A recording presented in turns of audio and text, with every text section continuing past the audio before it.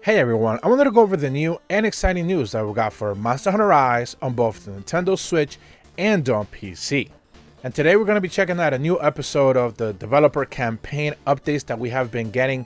This is essentially something that Capcom has been doing since around, I believe, August of last year, where the developers take to Twitter, they provide us with a screenshot and then some developer comments as to like background information of how it is that they chose to develop a specific area into the game, some of the efforts that they had to do to be able to get the game to run on the Nintendo Switch, some of the developer challenges that they had, just little anecdotes and little details that the developers always keep dropping whenever they show us a brand new area in the game that we don't necessarily have a lot of background information of.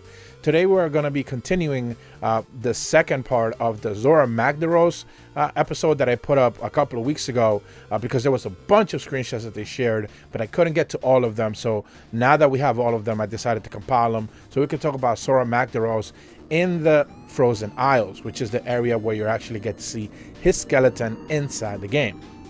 In the first image we're going to be going over, they talk about, according to their post in Japanese, which I'm going to be translating, it says, a long time ago, the bridge connected to the skull in the center. There is a shrine above the skull. Is it for worshipping or something more? There's plenty of ideas when it comes to imagination.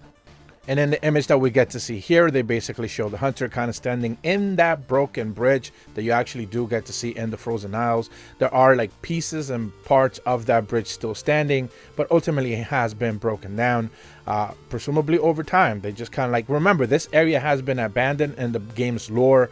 Hunters do not travel here only because of like, it's just a hostile territory. It's frozen. It's too cold. They don't want to deal with it. And the only real reason why people even came here to begin with was to fight Zorah Magdaros, which, like I talked about in the last video, which I'm going to leave in the link description below if you didn't get that all the details for that specific episode, where I basically went over where Zorah Magdaros like used to visit this area, used to live here. This was like his nest, and essentially got taken down by like a bunch of hunters who kept failing and failing and failing, but eventually they took it down with the ships, and that's all the wreckage you do get to see there.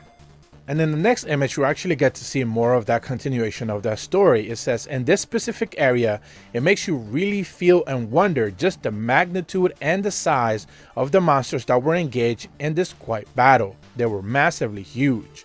And then the second part of the post is just something like a production post where they basically say that they wanted to walk on the monster's head, essentially on the skull, but due to production difficulties, they couldn't get the image right. So they just chose to disregard that.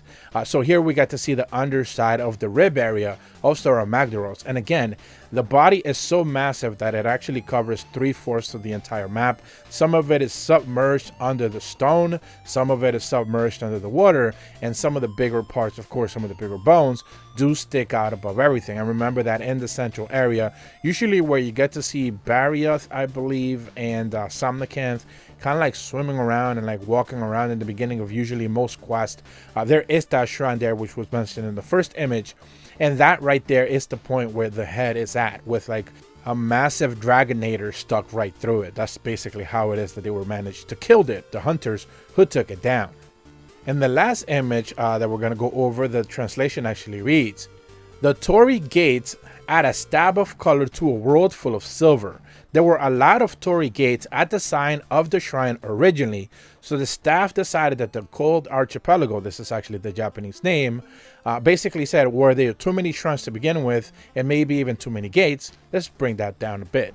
So basically they're saying that they had too many shrines and too many gates originally when the map was being designed, so they decided to dial that back. But as we've gone over already multiple times, as we've gone over through the Frozen Isles images that they provided, there's still plenty of gates in the entirety of the map.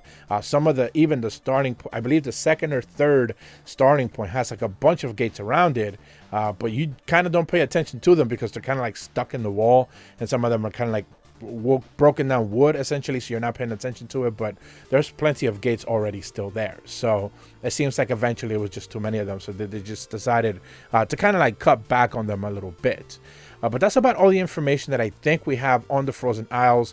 I don't think they continue posting any more updates specifically for this area, and we should be moving into the desert very soon.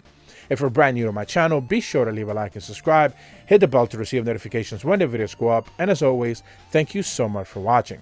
See ya!